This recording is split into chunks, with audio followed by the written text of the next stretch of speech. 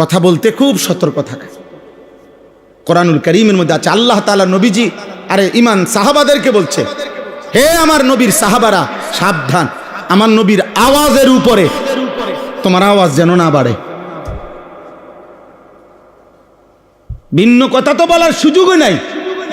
লা তারফাউ আসওয়াতাকুম ফাওকা সাওতিন নবী, নবীর আওয়াজের উপরে আওয়াজ বড় করবে না, তাইলে পুরা জিন্দেগীর আমল এক মিনিটে আন তাহবাতা আমালুকুম, পুরা জীবনের আমল শেষ হয়ে যাবে।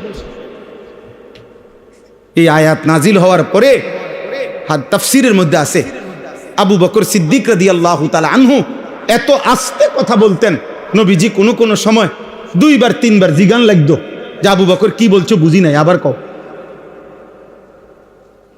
হযরত ওমর রাদিয়াল্লাহু তাআলা আনহু এই আয়াত নাজিল হওয়ার পরে অঝরে কাঁদতেছিলেন। আল্লাহর নবী বলেন, কাঁদো কেন? হযরত ওমর বলেন, ইয়া রাসূলুল্লাহ, আমার স্বাভাবিক কথার আওয়াজও একটু বেশি হয়ে যায়, আমি তো আওয়াজ ছোট করতে পারি না, আমার ভয় হয় যদি আপনার আওয়াজের চাইতে আমার আওয়াজ বড় হয়, আর আল্লাহ তাআলা যদি আমার আমল জীবনের সব শেষ করে দেয়, কি হবে আমার আখিরাত? আরে বড় কথা কইতে, হ্যাঁ, চা দোকানে বইয়া বিড়ি খায়, এবারে টেলিভিশন চাই, এবারে কয় আও রাহো চাই, হুজুররাও কত ফেস লাগাই রাখছে দেশটা, এবারে একটা কথা কইয়া দিল আর একটা, হ্যাঁ, একটা ফাজলামি করলেন আর কি ফেস লাগাই দিছে। ও কত এক এক হুজুর এক এক কথা কয়, আমরা কোন দিকে যাবো? মানে আপনি কোন দিকে যাইতেন বুঝতে পারছেন না নাকি? এক এক হুজুরে মানে এক হুজুরে কইছে বিড়ি খান, আরেক হুজুরে কইছে খাইয়েন না নাকি? এই ফেঁসে পড়ে আপনি বিড়ি খাইতেছেন নাকি? হ্যাঁ হ্যাঁ, নাই তো আমরা ফেঁসে পড়ে উনি বিড়ি খায়। আমরা ফেঁস লাগাইছি যে এক হুজুরে কইছে সুদ খাওয়া হারাম, আরেক হুজুরে কইছে হালাল, এই জন্য উনি সুদ খায়। আমরা ফেঁস লাগাইছি না? আমরা বলছি এই আমরা হুজুররা একজনে বলছি কিস্তি নেওয়া হালাল, আরেকজনে বলছি হারাম নাকি? কথা বলেন না, আমরা এরকম বলছি তো আপনি কি ফেঁসে পড়া কিস্তি নিতেছেন? আপনার ঘরে রঙিন টেলিভিশন চলে, আপনার স্ত্রী বেপর্দা বেহায়া, এটা কোন কারণে? এই মসজিদের ইমাম সাহেবের ফেঁসের কারণে নাকি? তো কি বললেন? এটা হুজুররা ফেঁস লাগাই রাখছে। কি ফেঁস লাগাইছে? কোন হালালটাকে হারাম বলছে, কোন হারামটাকে হালাল বলছে? আপনি বলেন বলেন। সাবধান মুসলমান, নিজের আখিরাত নষ্ট করবেন। আমার কাছে কোনো আমনে হিসাব, আমার লগে 900 করলে আপনার লগে আমি 900 করলে আমনের হিসাব আমার কাছে না, আমার হিসাব আমনের কাছে না, আমি আমনে মিললে গেলেও হইতো না।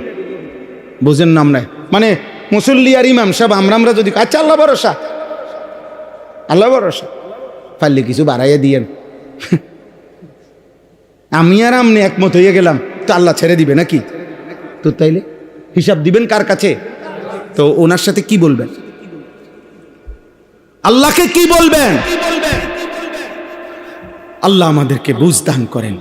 এজন্য এই জবান বহুত দুধারী তলোয়ার, এই জবানের সতর্কতা খুব জরুরি, খুব জরুরি। এই জবান কবুল বললে এক নারী হালাল হয়, এই জবান তালাক বললে এক নারী হারাম হয়। এই জবান কালেমা বললে মুমিন হয়, এই জবান এক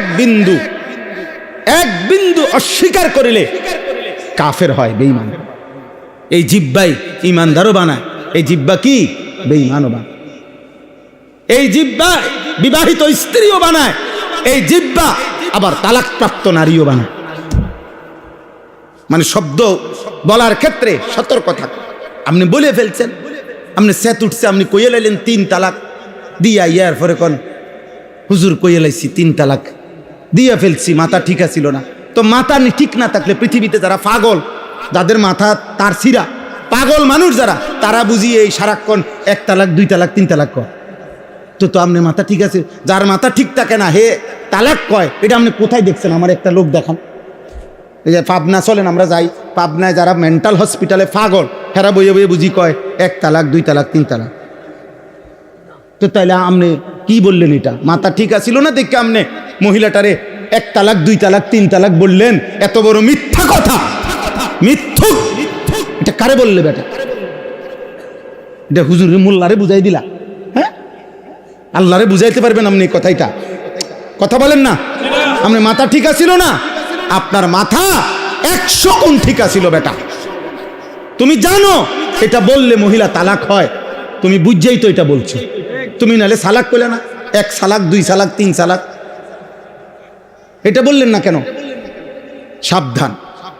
অতএব দিন মানা জরুরি, আল্লাহকে মানা জরুরি, আখিরাত মানা জরুরি। মামুলি খামখেয়ালি করলে হবে না। আল্লাহ আমাদেরকে বুঝার তৌফিক দান করে।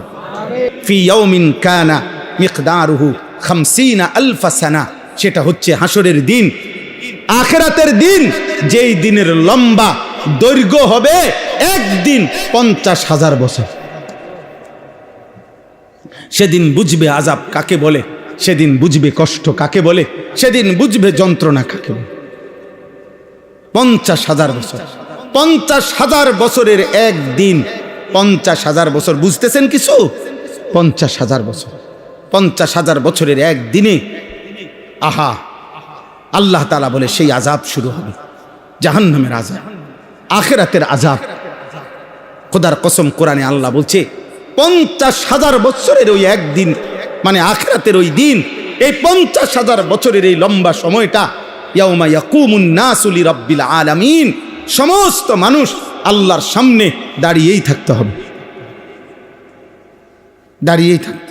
হায় বাপ, 27 দিন, 27 দিনে 1 খতম কোরআন শরীফ হবে, 1 পারা করে কোরআন শরীফ, সর্বোচ্চ 40 মিনিট বা 50 মিনিট সময় আল্লাহর কোরআন শোনার জন্য, যার বিনিময়ে জান্নাত, নেকি, এইটুকু ধৈর্য দাঁড়ায়া থাকার যাদের জীবনের পর বছরের পর বছর কুলায় না তারাবির নামাজে, সেই মানুষটা 50,000 বছরের আখিরাতের ওই দিন কেমনে দাঁড়িয়ে থাকবে?